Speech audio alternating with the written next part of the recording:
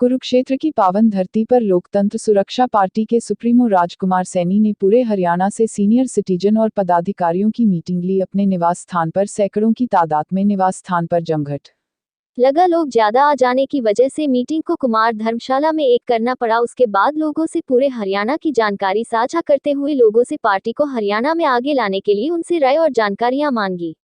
काफी बुजुर्ग और पदाधिकारियों ने राजकुमार सैनी को पार्टी के बारे में बताया कि हमारी पार्टी में अब ज्यादा लोग जुड़ना शुरू हो गए हैं। उसकी वजह यह है कि कांग्रेस और बीजेपी की राष्ट्रीय पार्टियां छोटी पार्टियों की आवाज दबाने में लगी हुई है और बढ़िया जिस तरह द्वापर युग में रामराज्य स्थापित था, उस तरह आज कलयुग के युग में भी रामराज्य स्थापित करने के लिए लोकतंत्र सुरक्षा पार्टी के पदाधिकारियों ने सुप्रीमो राजकुमार सैनी को आगे बढ़ने के लिए बोला है। इस पर सुप्रीमो राजकुमार सैनी ने एकजुट होकर पार्टी को मजबूत करने और लोगों की जनहित की समस्याएं बिजली, पानी, शिक्षा और प्राइवेट बड़े हॉस्पिटलों से लेकर चर्चा का विषय बनाया और आगामी 2024 के चुनाव में सभी बिरादरी को समान अधिकार मिले, इसके लिए उन्होंने पूरे 36 बिरादरी को आह्वान किया। हक की आवाज कुरुक्षेत्र से रविंद्र कटारिया की रिपोर्ट।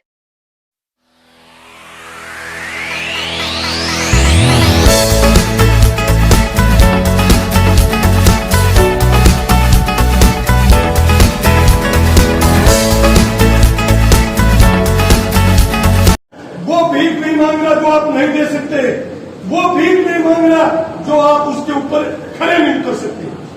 मैं केवल और केवल भीख ये मांग रहा हूं, आप अगर कभी भी कोई विचार एक दूसरे साथी के सामने रखें, केवल इस बात को रखें, आज हम हमारे समाज के साथ हैं, हमारे समाज के साथ अगर कोई न्याय करता है उसके सामने हम तन मन धन के साथ खड़े होंगे। अगर जो साथी ये भीख देना चाहते। लोकतंत्र सुरक्षा पार्टी विधानसभा चुनावों के बाद मेरे हॉस्पिटलाइज होने की वजह से जो है ना लगभग 1.5-2 साल जनता को हमने जानबूझ करके भी कि बहुत सारे लोग शिकवा शिकायत कर देते हैं कि हमारा काम रह गया। ऐसी परिस्थिति में लोगों का होना हुआना तो कुछ नहीं होता, लेकिन फिर भी लोगों को एक मौका दिया जाता है कि भाई अगर आपका कोई कार्य रुका हुआ है तो भाई देख लो, करवा के, करना तो किसी का आपने है नहीं।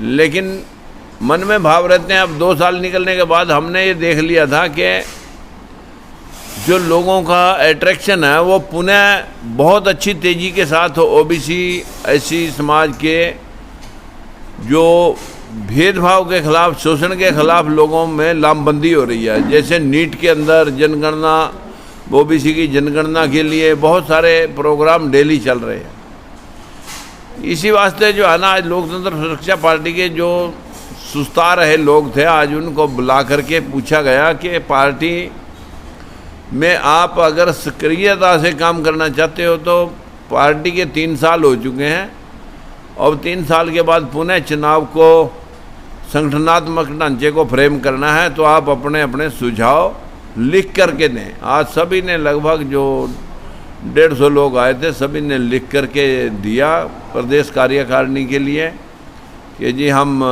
आर्थिक सहायता और सामाजिक संगठन के तौर पर सारा काम करेंगे। अगले विधानसभा चुनाव के लिए क्या एजेंडा आप लोगों ने उनको बताया? एजेंडा तो हमारा पिछले चुनाव में भी था, आगे भी है कि हम समानता आधारित समता मुल्क समाज की स्थापना करना चाहते हैं, जिसमें 100% आरक्षण, एक परिवार एक रोजगार, हम दो हमारे दो, और किसान मजदूर को सिर्फ और सिर्फ भाषणों से नहीं, कार्यशैली के माध्यम से जो मनरेगा स्कीम है उसके साथ जोड़ करके आधा पैसा लेबर का सरकार दे, आधा पैसा मजदूर को किसान दे, आधा सरकार दे। मजदूर की दिहाड़ी दोगुनी हो जाएगी, किसान को आधे रेट में मजदूर मिल जाएंगे, तो दोनों वर्गों का बहुत बड़ा फायदा हो जाएगा और देश का निर्माण होगा।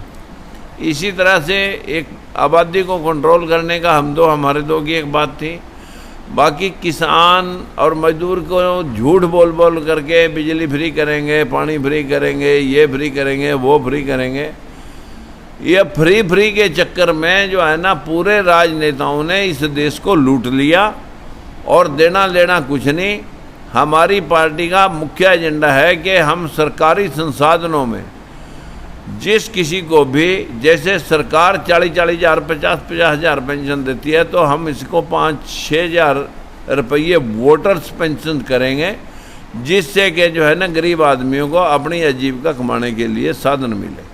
प्रदेश के अंदर अनेकों ऐसे खुलासे हो चुके हैं जहां काम हुआ ही नहीं, सिर्फ टेंडरिंग हुई है, बिलिंग हुई है, काम कोई था ही नहीं।